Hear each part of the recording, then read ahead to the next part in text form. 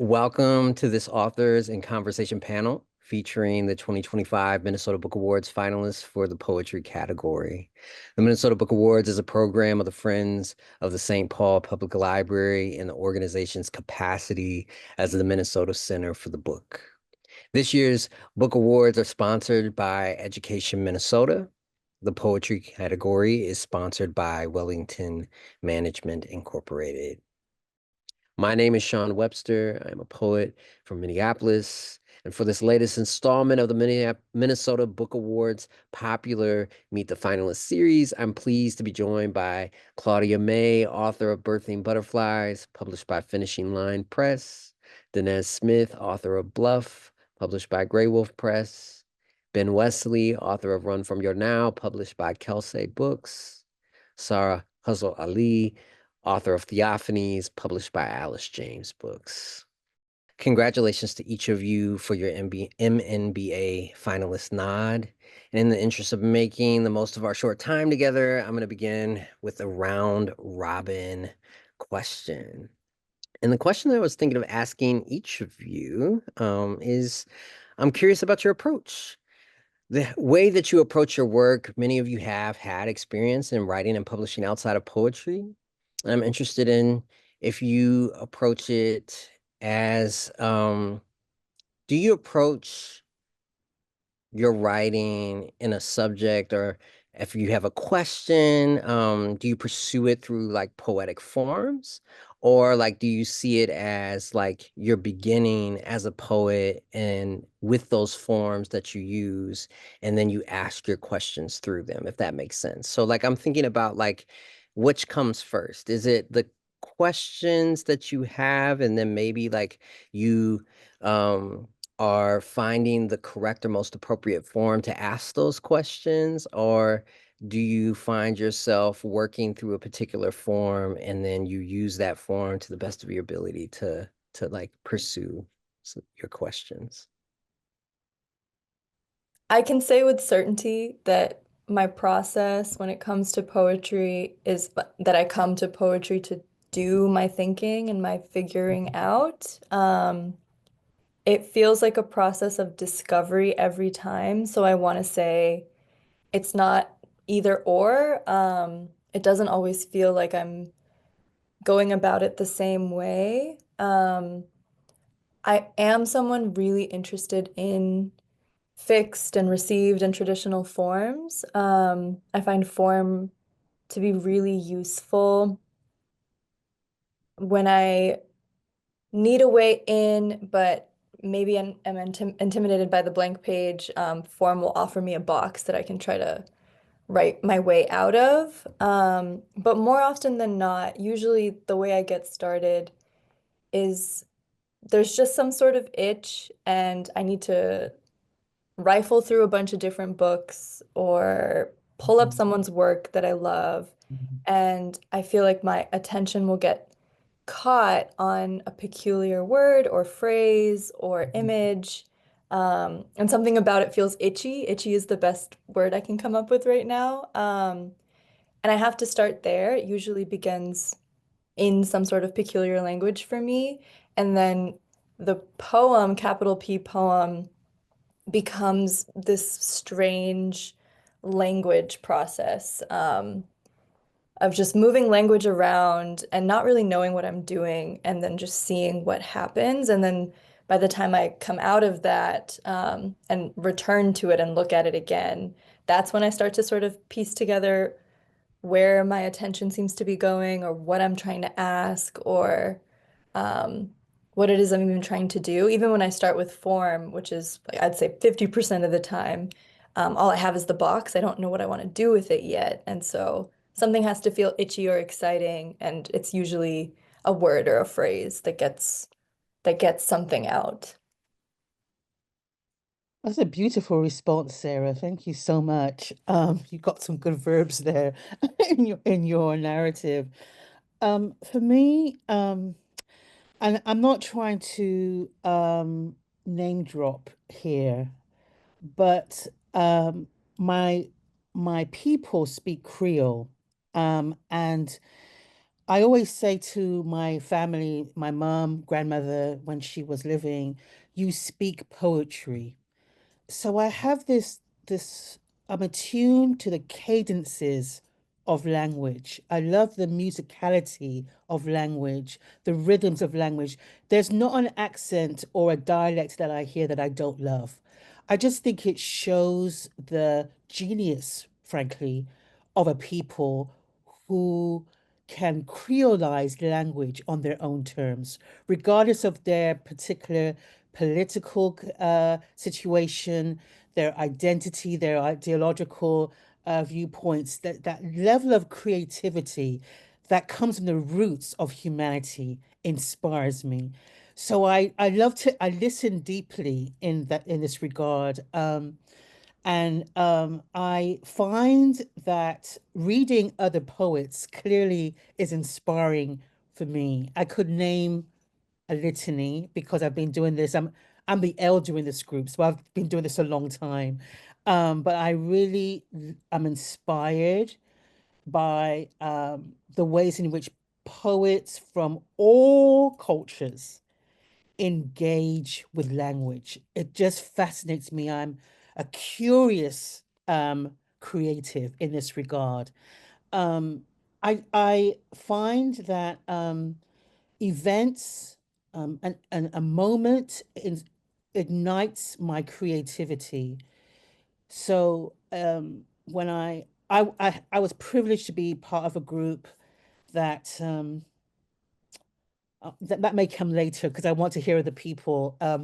But just I'm inspired by those moments that engender questions within me, and those questions hopefully are open-ended, and that enables that sort of generates this desire to search for answers that has no full answer. I think that that sort of ongoing process of discovery definitely ignites my creativity. Thank you, Chaun, for that great question. My big thing is I risk vulnerability to create connectivity in my human experience. And I'm intrigued by fear, and that sounds a little daunting, almost like, why are you so concerned with what scares you? But why I get so intrigued by it is how do I overcome it through the word? And how do I find commonality in people that have those insecurities to make it feel more human on the page?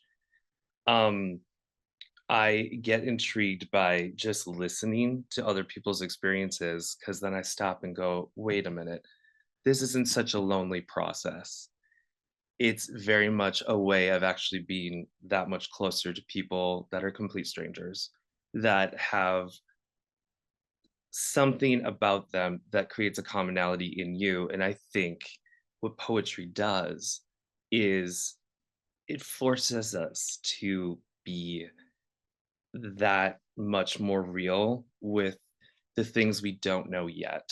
And um I write everything in my car.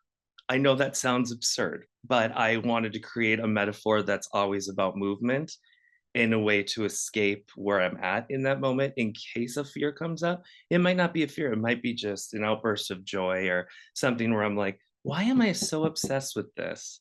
And it's like, oh, that closed space in a way is so intimate, but then you can escape it. You have the ability to just move, both physically and, of course, metaphorically. Um, I get made fun of a lot because a lot of people will be like, why do you have 8 books in your passenger seat by all different writers? And I'll be like, because I'll turn to poetry for inspiration, but oh, I love getting lost in a novel or a short story. There'll be a paragraph in a short story, and I'll be like, oh, there's a poem in there. There's something in there that is inspiring me about a reflection of my own life. Or it might not even be my own life. It's pretty incredible to hear how, Sarah, you put emphasis on form a lot, and how Claudia, like, you are so intrigued by different languages and stuff. And that's why I say I'm a little intimidated, because when I read your work, I stop and go, oh, they're masters of form. They know how to put it together.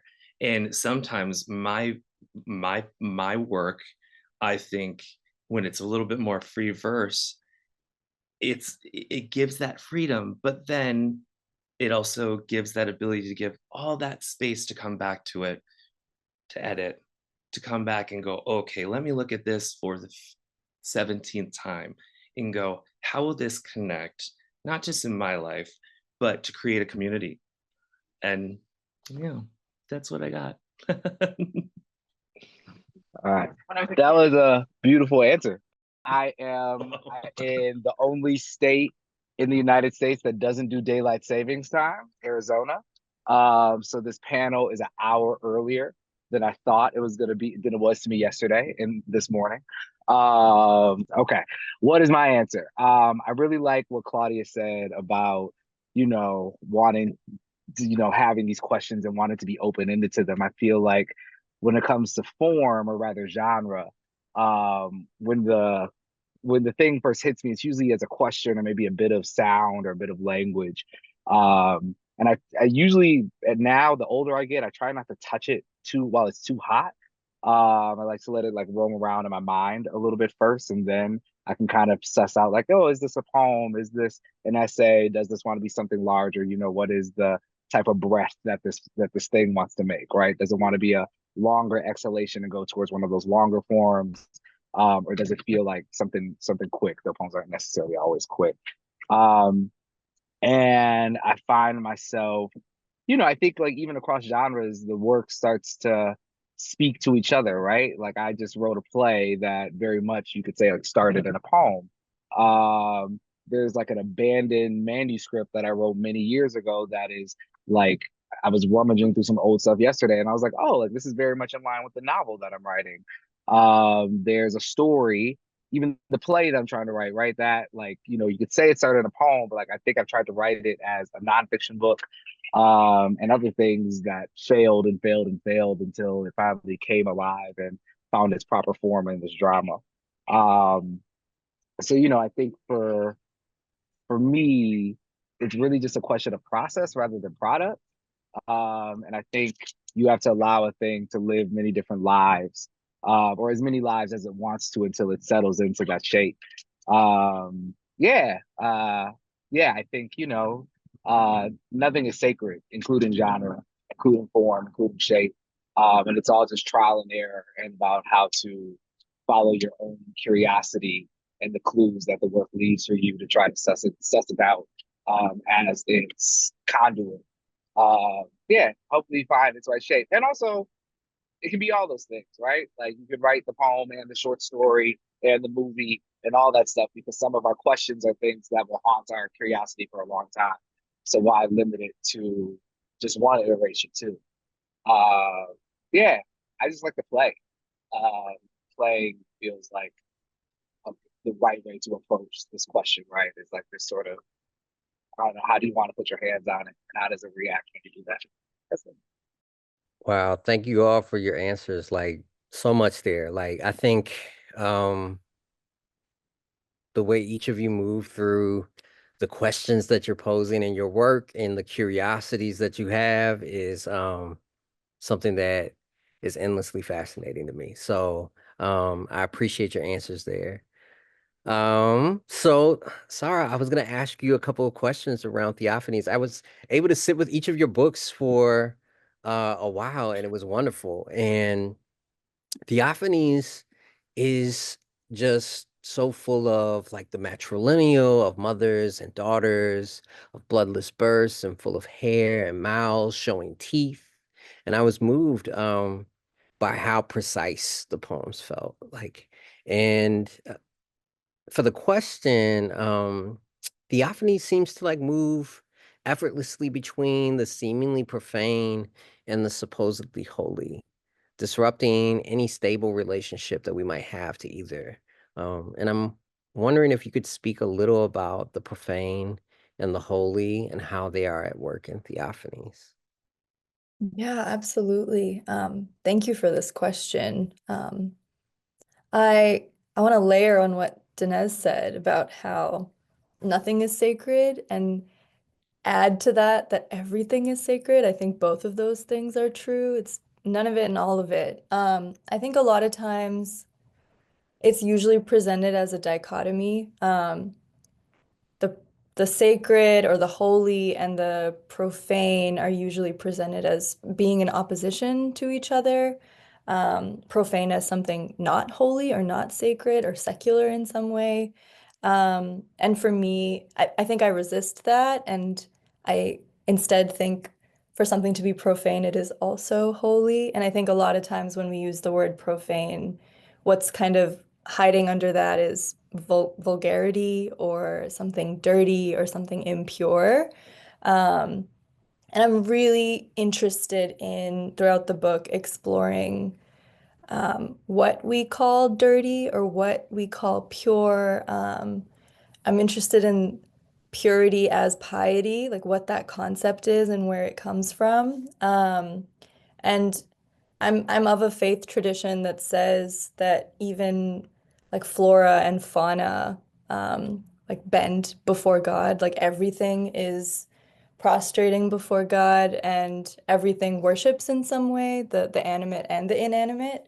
And that is something that I just can't get out of my head. And if I believe that everything is angled or oriented towards the sacred in some way, that has to be an umbrella that encompasses everything, which includes like bodily fluids and hair and the things that we dismiss as ugly or impure or not worth scrutiny. I think to consider something sacred means to try to hold every facet of it, every angle of it. I think the way I've grown up, like religion is taught as something that like only looks into the light and the good and the pure and turns away from everything else. But I don't think that's actually true. I think that um, faith is about questioning and about the ugly and about the profane.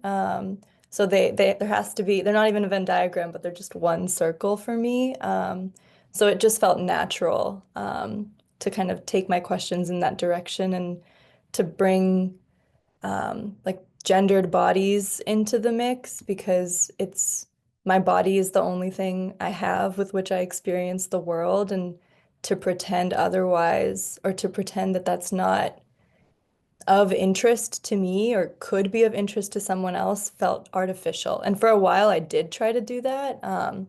The book began as this really fixed project where I tried to write about this feminized version of paradise that was absent of any men.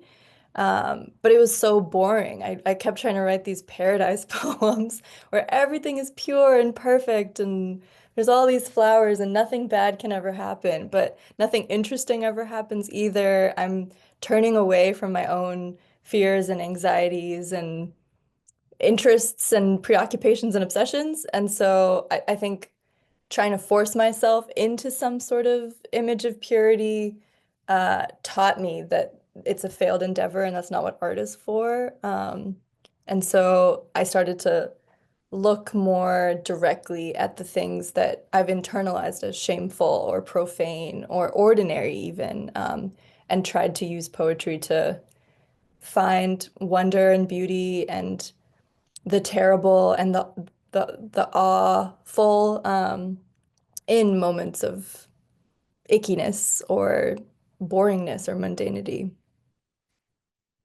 Thank you for that response. Like, I think even as you're responding, I'm just thinking about how it pushes on the kind of compatibility that we might have between things like sacred and purity, and how it pushes those categories in terms of what they might incorporate. And even as like you think about theophanies often seem like it's a like my understanding of them have always been about this kind of masculine encounter with God, right? Whereas like the book is really reshaping and reconfiguring how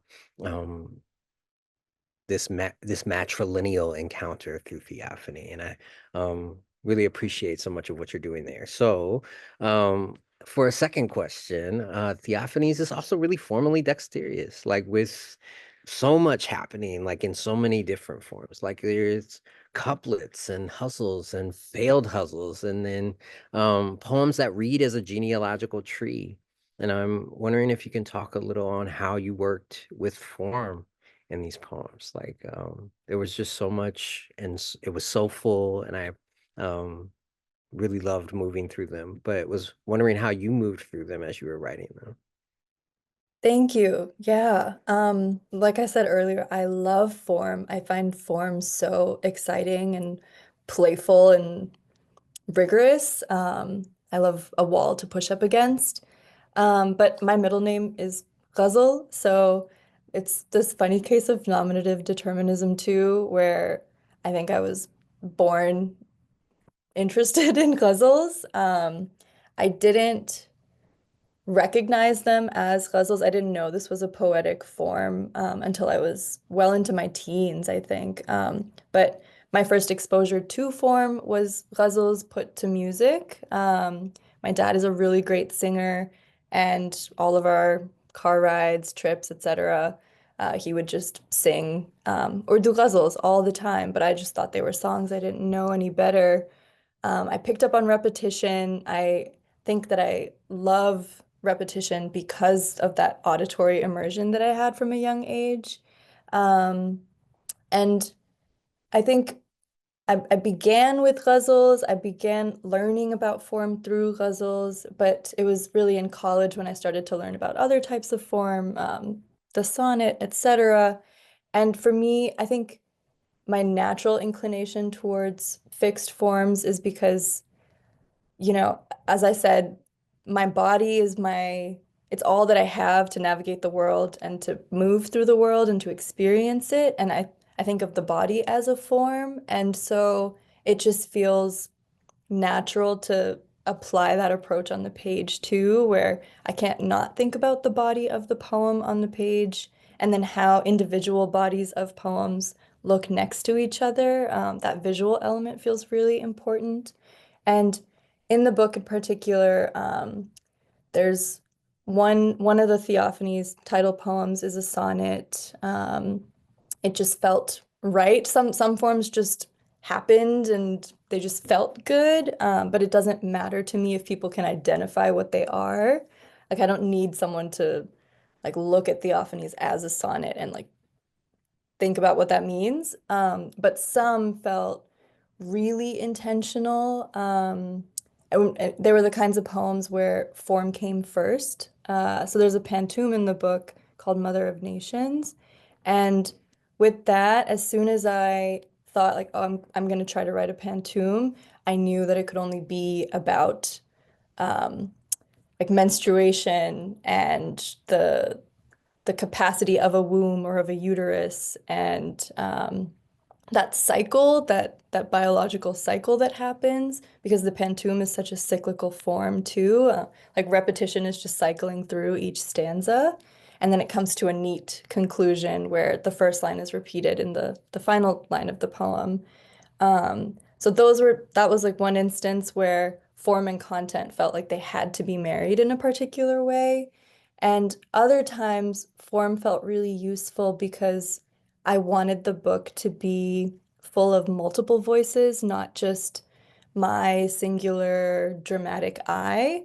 And so persona was really useful, and the contrapuntal was really useful to that end because so much of the book is thinking about other women, women who have preceded me, these matriarchs in scripture, women who have been killed and are no longer here. And so the contrapuntal was especially exciting because they can be read so many different ways. There's room for different voices to layer upon one another. That family tree poem that you referenced, Matrilineage Recovered, I think it can be read like dozens of different ways, and every time I read it differently because there's just so much ambivalence and not knowing and uncertainty built into it that I think the form allowed to live alongside each other. There's just room for every possible interpretation, which feels right. I definitely didn't think of the book as railing against anything or supporting one thing very strongly. I wanted it to be a project rooted in ambivalence and uncertainty. And so my use of form felt really linked to that, to helping me say as many different things as possible in as many different ways as possible. Thank you. Yeah, no, thank you. Um, Claudia, I'm gonna ask you a couple of questions about birthing butterflies. Um, Birthing Butterflies read to me as this lament and letter and song of the Black maternal, sung in the afterlives of slavery and what echoes in the premature deaths of those birthing and born. And Birthing Butterflies also exceeded the language of dying, which I think was such a important and wonderful move. Tongues and ancestors and becoming and breath are all a part of Birthing Butterflies in my reading of it. So for the question, Birthing Butterflies holds blues and breath with poems bookended by the vocabulary of baby and death, as in the poem Baby Dead Rap Blues, but also a seemingly epistolary poem between mother and child or ancestor and those beset with slavery's afterlives, where there is the instruction to never say sorry for breathing. Can you talk a little about how you held the blues and the breath in Birthing Butterflies? Chaun, you are indeed a scholar as well as an artist. I just love being around these young people and you know, just the beautiful ways in which you all articulate your truths is just extraordinary. I actually want to piggyback off Sarah because some of the wonderful insights that Sarah shared about her own work, because I think the blues for me is a deeply humane art form. I think it revels in the messiness of humanity. It doesn't ask permission to be affirmed, acknowledged. It's such a disruptive, a beautifully disruptive Black art form that obviously other cultures have adopted. But I just really, I love that blues artists created compositions that didn't employ double consciousness. They didn't filter their presence through the lenses of others, even though they knew there would be they encountered pushback, even from members of the Black community, for reveling in what some would call the profane. And I would agree with Sarah. I actually resist a lot of binarism. I think it's a reductive way of of engaging with human experiences, plural. And I just think the blues gives us permission in this deeply humane way to engage with paradox, to embrace the fullness of our humanity that doesn't seem to have no end, you know? And so I think the becoming and unbecoming ethos is a part of the blues. I think the notion that you have to just remember, you know, when the blues definitely has echoes of other art forms from the motherland, but there's ways in which I think the blues reminds us um, to, if you like, not be conditioned by the society that we are living in. So I think when Black women, enslaved Black women, for instance, their bodies were treated as commodities, the blues refuses to be commodified, even as it engages in a society that tries to commodify it. So the blues becomes, if you like, its own character. That's not reduced to one character. If you'd like to, it's incredibly um affirming of the diversity of Black folk. And I do have to say that humor, playfulness, being cheeky is also a part of the blues. So one of the things I work with is that these Black women, enslaved Black women, could have a sensitivity to love, and they could love and be loved. Because I do think one of the things I was battling with this work was, I think, a morbid over fascination with Black pain. Black pain sells. Black pain gets you grants. Black pain is commodified in ways that I think is actually quite destructive. And in my work of looking and engaging with racial trauma, I wanted to explore the ways in which these women could also be playful. I discovered nursery rhymes created by enslaved peoples.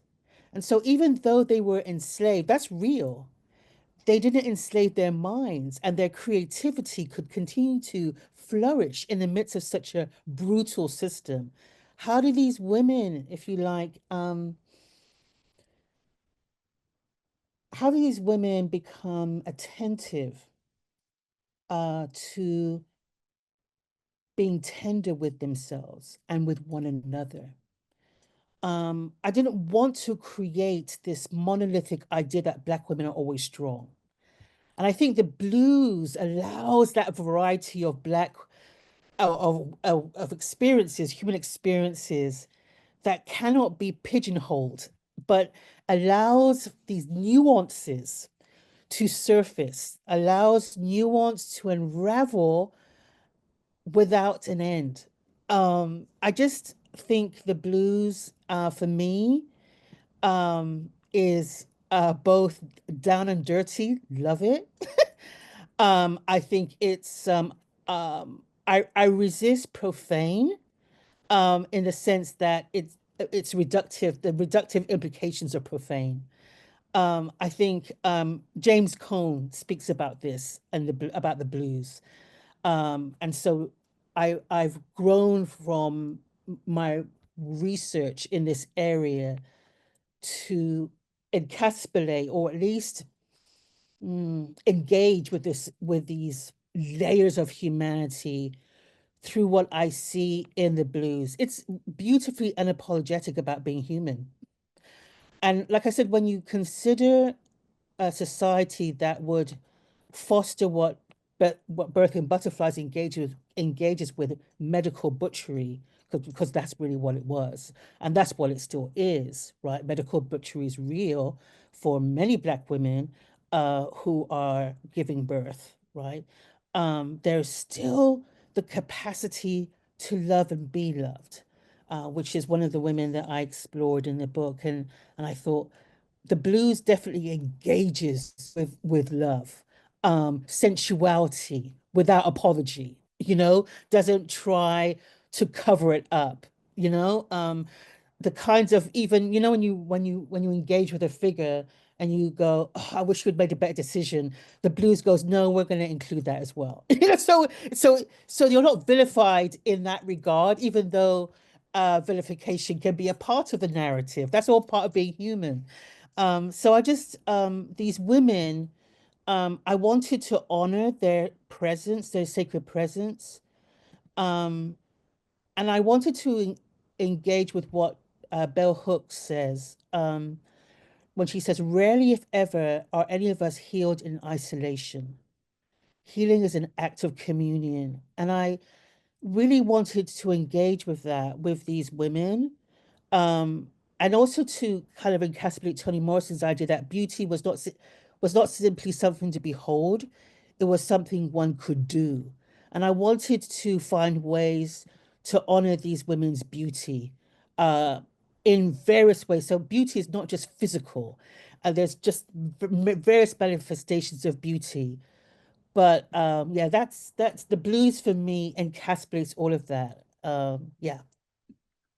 Wow, so much there, like so much in the way that you're talking about what the blues is able to hold, and what, in terms of the experience of Black women who were enslaved, what containment could not contain, right? Right. Like what um is always exceeding confinement. And so I appreciate the way that you're even pushing on some of the ways that I'm thinking about how I'm forming that question, right? That it's not that birthing butterflies is holding the blues and breath. The blues holds breath, right? The blues holds all of these things. It can take us to that space of confinement as you describe, but it also takes us to the spaces that exceed it, right?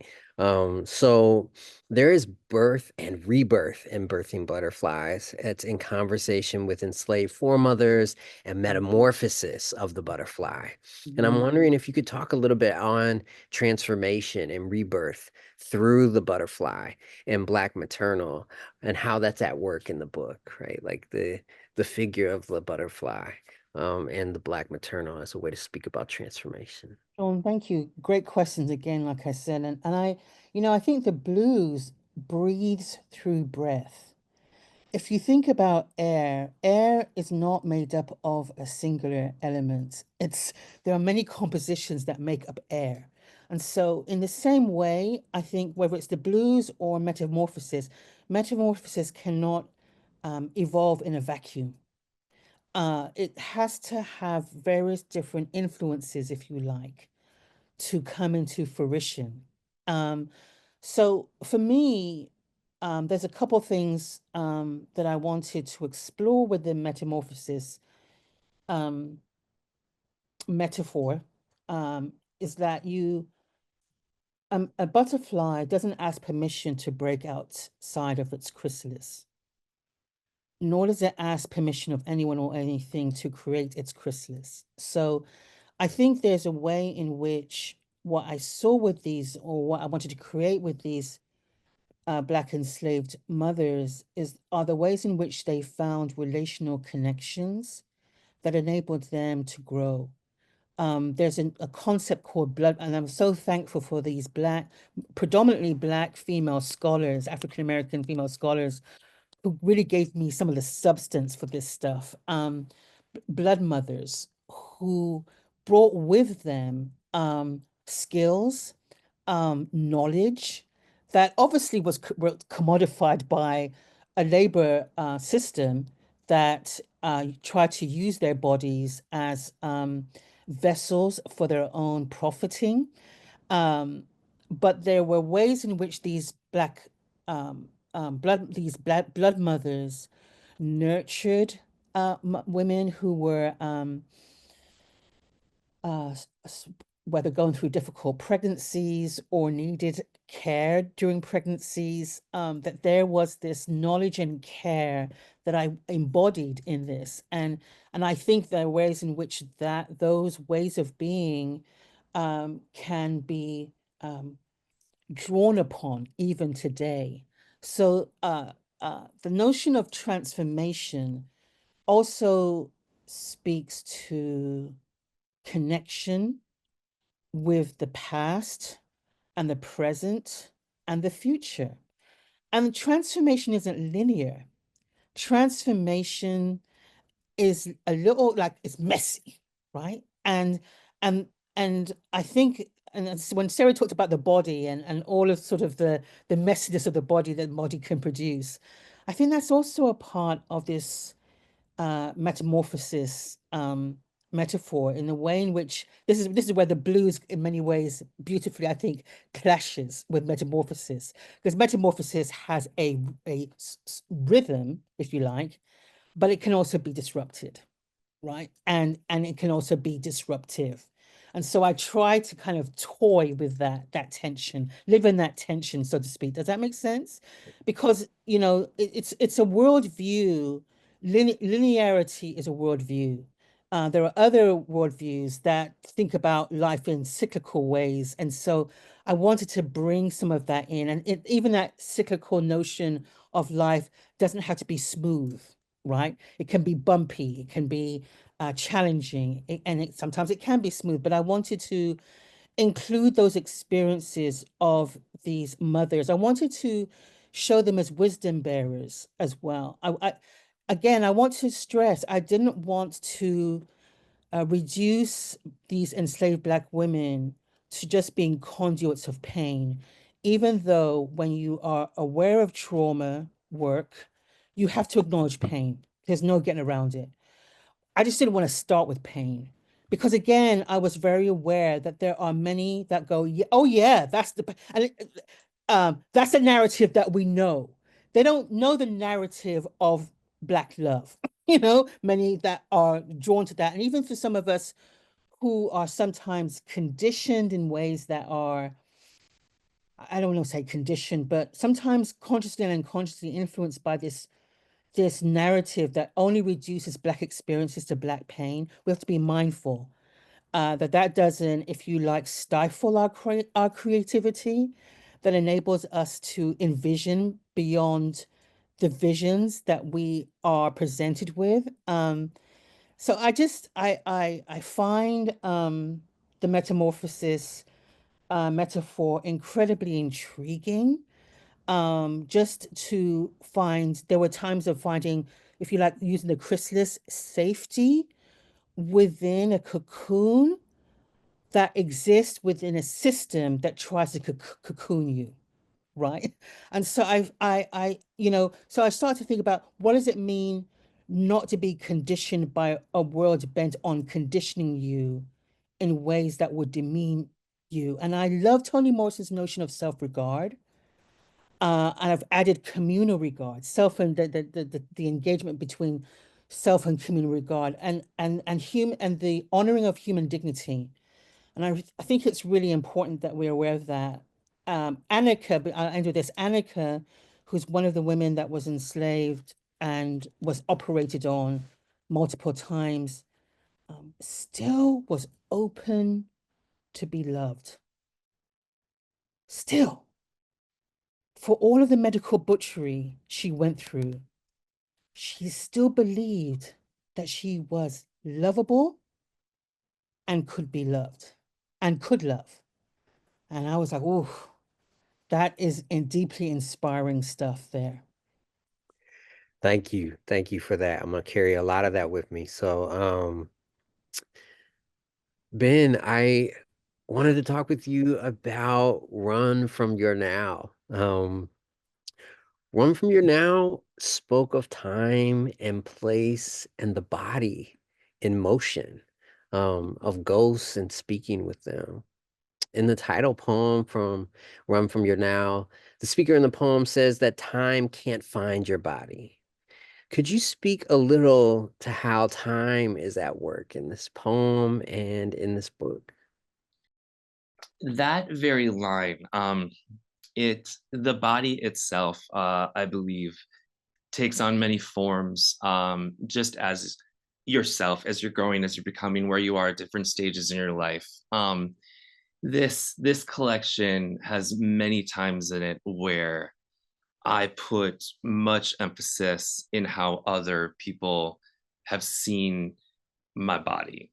And it could be the childhood form, it could be the too femme form, it could be the too gay form, it could be the too, oh, you make me uncomfortable form.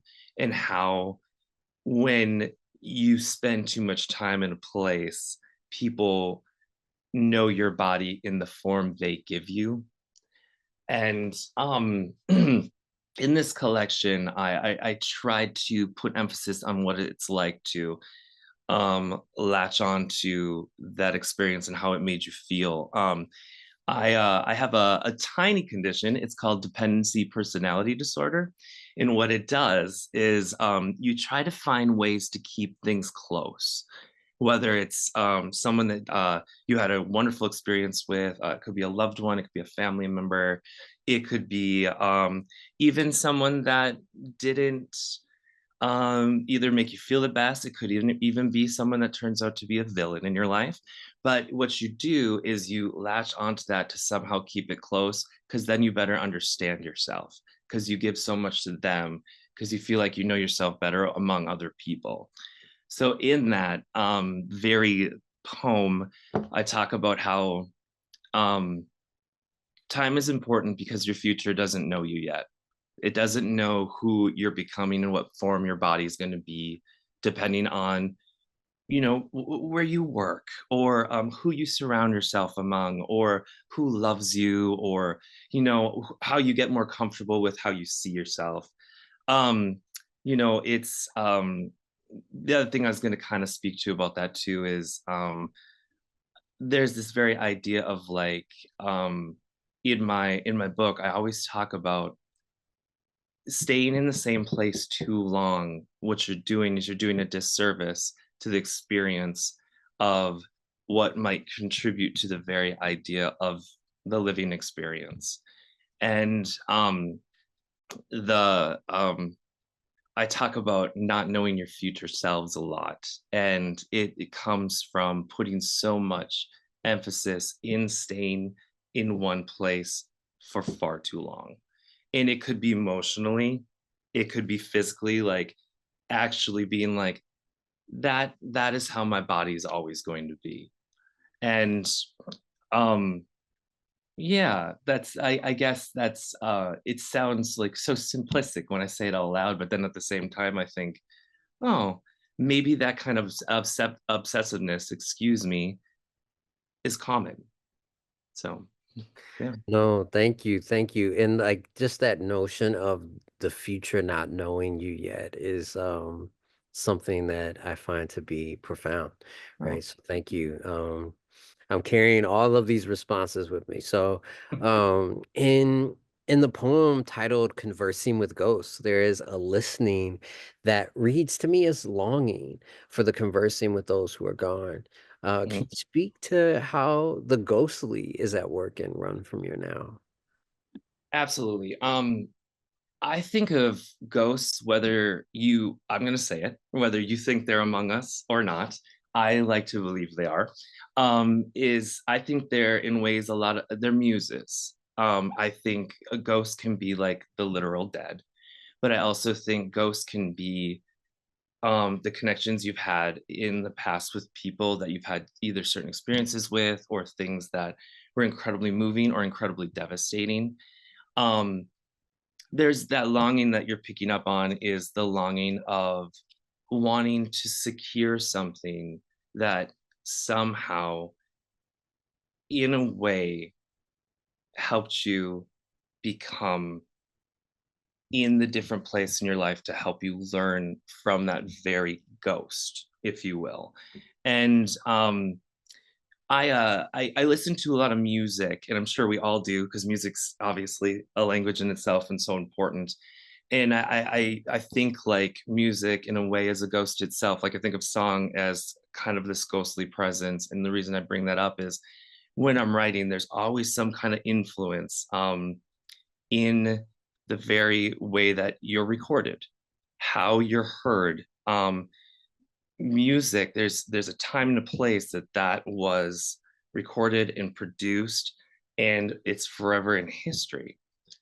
When I was going through my work, I was thinking, why am I always trying to stay somewhere in my past? Like, what is that? Why am I always attempting to be connected to that self I left back there? And I realized it that without those ghosts, without those many presences that we sometimes still kind of hear, and it could be, you know, again, like a loved one, it could be someone's past or whatever it is. They're our makeup. It's how we produced what we did. We didn't do this alone. You know, I know anything I write is definitely shared with a presence. And so picking up on that in my collection is pretty wonderful because I get it all the time. People are like, "What's with your obsession with ghosts?" I was like, "Well, it's not an obsession. It's more or less like a muse. It's someone that's there to be like, hey, let's do this." No, thank you. Thank you. Lovely. Danez, so I've been reading you since Insert Boy, Oh Danez. wow. Like, and you know, it's been wonderful to see all of the various like iterations of work and expansiveness of it all. And Bluff is doing so many things. And among them, I feel like it's reconfiguring craft, or one that might be hollowed out or gutted of action or embodiment, right? So in the anti-poetica poems, one of which opens Bluff, as well as in the closing poem Craft, the speaker reconfigures value, like quoting like, there is no poem greater than feeding someone, as we see in anti-poetica, but also in Craft where it reads, time gives a fuck about a poem, right? Reminding me of Baraka's, I always say, wildly problematic, but like also very useful poem where he says, fuck poems and they are useful. Could you speak to how you are thinking about the often murky conversation about craft in Bluff? For sure. Love you, John. My grandma, in my grandma's house, we still have the poster from the Insert Boy release party that you hosted so generously. I look at it every time I go over that house and go down to the basement to do some random chore. Let's see. The sometimes murky conversation from that same poem by Baraka, right? The first line, right? Poems are bullshit unless, right? And I think that unless is doing a lot of work, right? I think for me writing Bluff, I really was trying to come to new terms about what I expected from poetry and my own poetry in particular. I think coming out of 2020, the craft didn't feel like the work of words, right? The craft was hands and neighbors and action. And you know, the demand to think new thoughts and to try to force a new world that we so righteously deserve to finally come about. Right. And so I couldn't write poetry. The first time I wrote about the aftermath and the murder of George Floyd, it took 2 years for me to come about to those poems, right? And you know, there was like, I don't know, I don't want to say an expectation, but you know, like there were other times in my life where I was like in the midst of transformation or grief that I could go immediately to the work, right? When it was personal, when I first received my HIV diagnosis, that and a lot of those poems would sort of become my second book, Don't Call Us Dead. I started writing those poems like same day, you know? And that almost felt like a way to save my life. I was like, I don't have a lot of control over a lot of the feelings or even of my health right now, but what I did have control over was like, and when the revolution was at the doorstep, I just didn't have time to write poems. And I think I really questioned for me the utility of poems for a while. And I've been writing poems since, you know, I've been trying to call myself a poet since I was 14 years old. And so maybe it was just time to do that kind of work and really, you know, kind of, you know, I think coming back to something Sarah was saying, right? Like everything is sacred and nothing is sacred. And I really needed to, this thing that I've been holding as sacred for so long to really prove his worth to me one more time, right? And so I had to bash it. I've been saying that I had to take poetry to couples therapy and really figure out what we was doing together. So yeah, so I really needed to come out of, I think, and also, you know, in the pandemic and in the uprisings, the revolution, whatever you want to call that time, even before that, I had been in a period of writer's block. I won't say writer's block. I'll just say like a writerly silence, right? At least with poetry, I had written a couple of essays here and there, but I didn't have much to say in poems before, and then that happened, and it kind of, you know, so it was almost like almost 2.5, almost 3 years where I didn't write poetry, which was so opposite of how my practice had been before, where I was an avid writer, particularly coming out of slam. I was just like, you know, writing all the time. And once I finally started putting pen to page again and wanting poetry to happen, I did feel like a new voice and a new poetics and just a new something was emerging, but I really had to contend with that older self as well. And contend with the world that I was living in that felt like it was both changing and trying to digress back to the status quo at the same time. And yeah, I was mad at poetry. I was mad that I was writing poems that didn't seem to be changing the world fast enough. I was mad that June Jordan's poems are still relevant. I was mad, I was mad at everything. And so yeah, I think the book just had to hold all that anger and disappointment and grief. And also, because I do believe in duality of things, it also had to hold the hope that was so necessary, the joy that was found in between moments. It had to hold all of those things in their complication, in their feud, or in their uh I don't know, in their unbalance, I guess, to find the balance within. Um, and so yeah, so there's a lot of poems that are like, screw poetry. Screw poetry because, people are alive and need to stay so.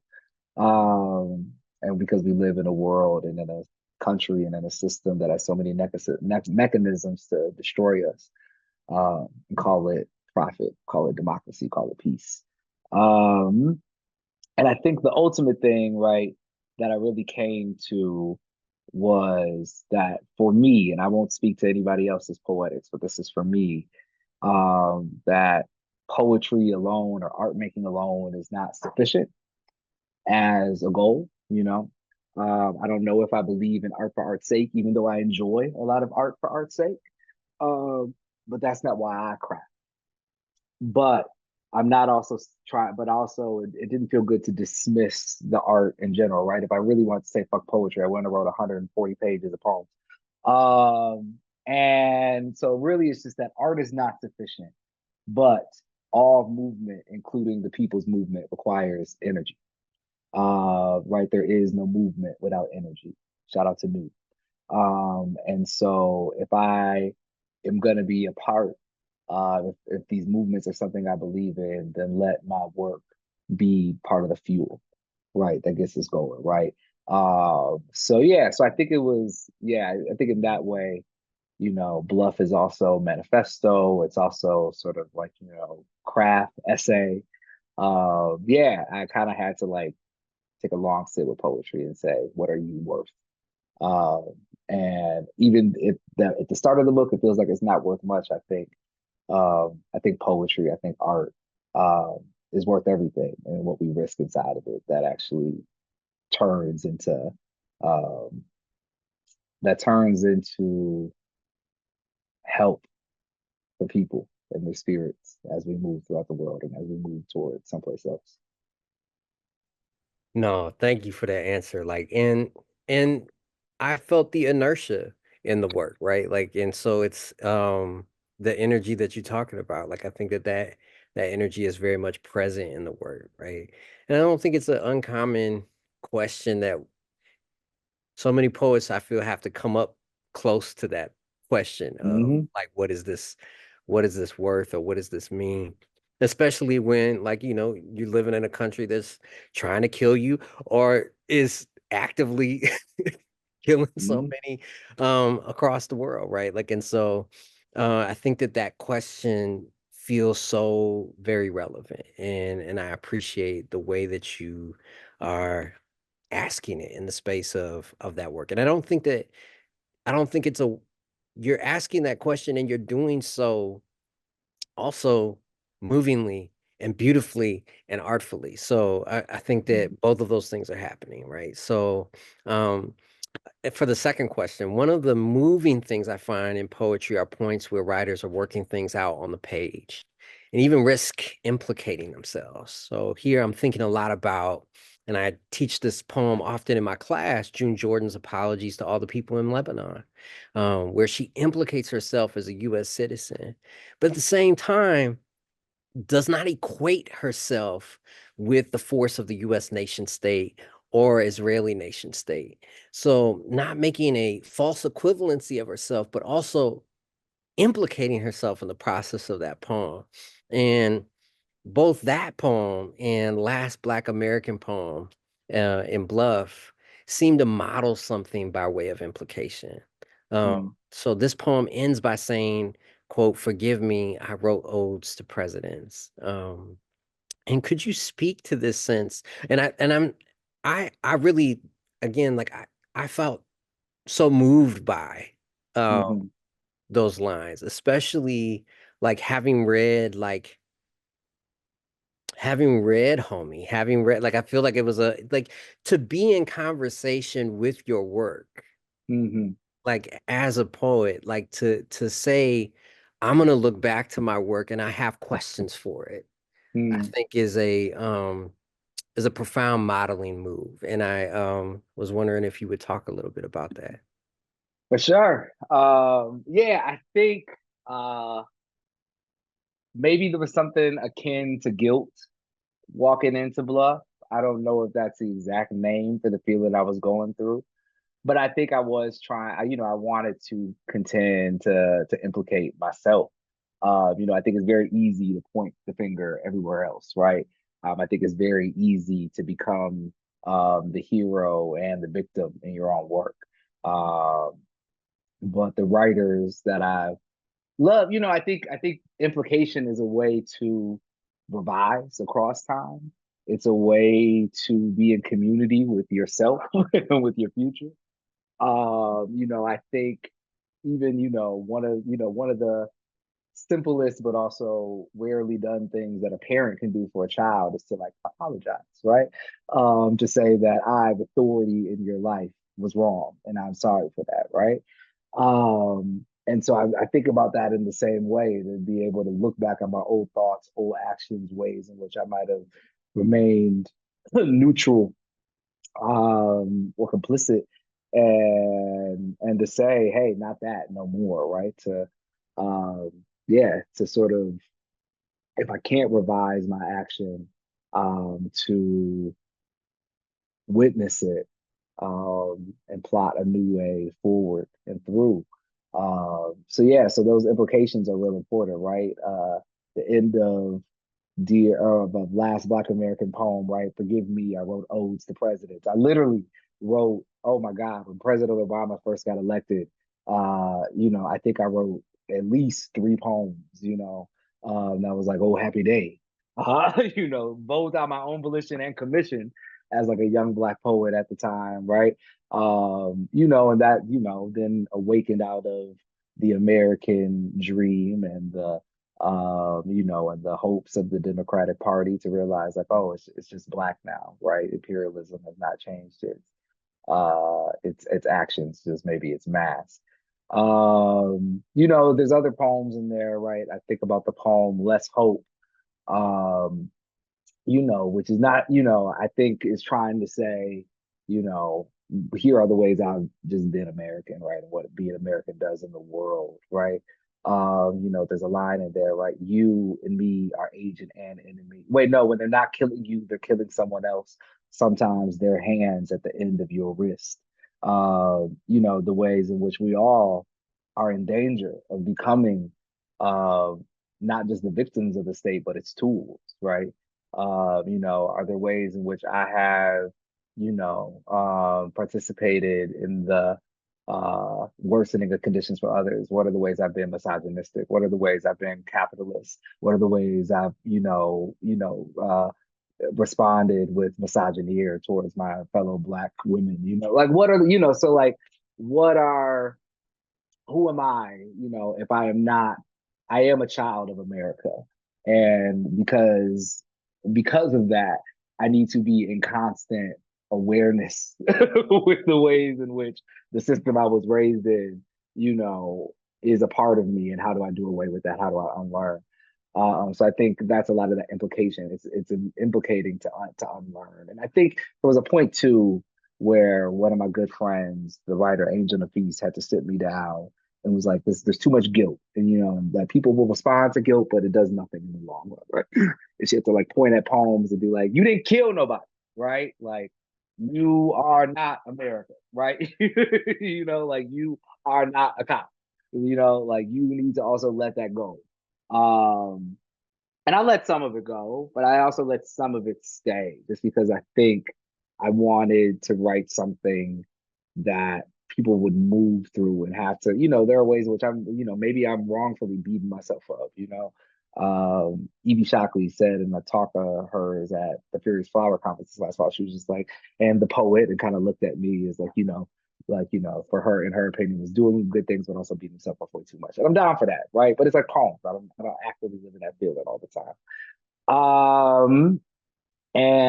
But I do think that by the end of the book, if you are able to make it through though that heavy load of the first part, that there is hope and inspiration and all these things on the other side, right? So why I'm not on the other side of implication is, a rededication.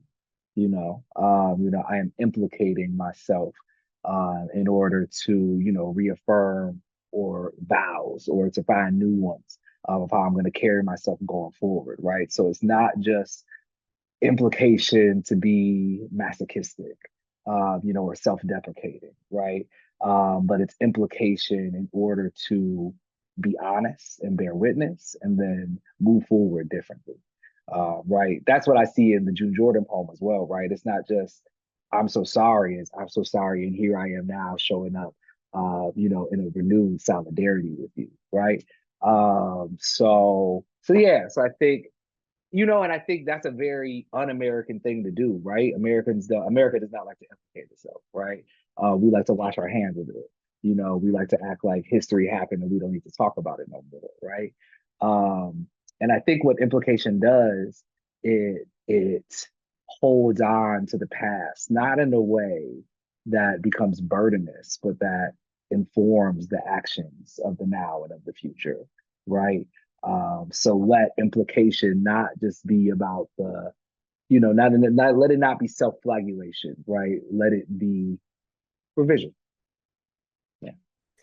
Thank you. Thank you. I appreciate that. And then, I mean, that's a part of why I see that kinship between that poem and the June Jordan poem, like, is that I didn't read that poem of June Jordan's as a, like, I feel this weight of guilt that's going to stop me from this kind of dedication that I have to liberations of people everywhere, right? Like she had this kind of constant rededication that you're talking about. And so, like, yeah, no, I appreciate the answer. Thank you all for your wonderful, wonderful responses. Thanks to our tremendous poetry finalists and to all of you watching for taking part in this Meet the Finalists panel. If you enjoyed this talk, you can find a treasure trove of past events archived on the YouTube channel of the Minnesota Book Awards steward organization, the Friends of the St. Paul Public Library. You can find out more about future programs on their website, thefriends.org. In particular, mark your calendars for Tuesday, April 22nd. That's the evening that the winner in this category and 9 others are finally revealed. Please join us in St. Paul at the Ordway Center for the Performing Arts. Tickets are $29, inclusive of processing fees. A free live stream will also be available. Visit thefriends.org/MMBA for details. Thank you all.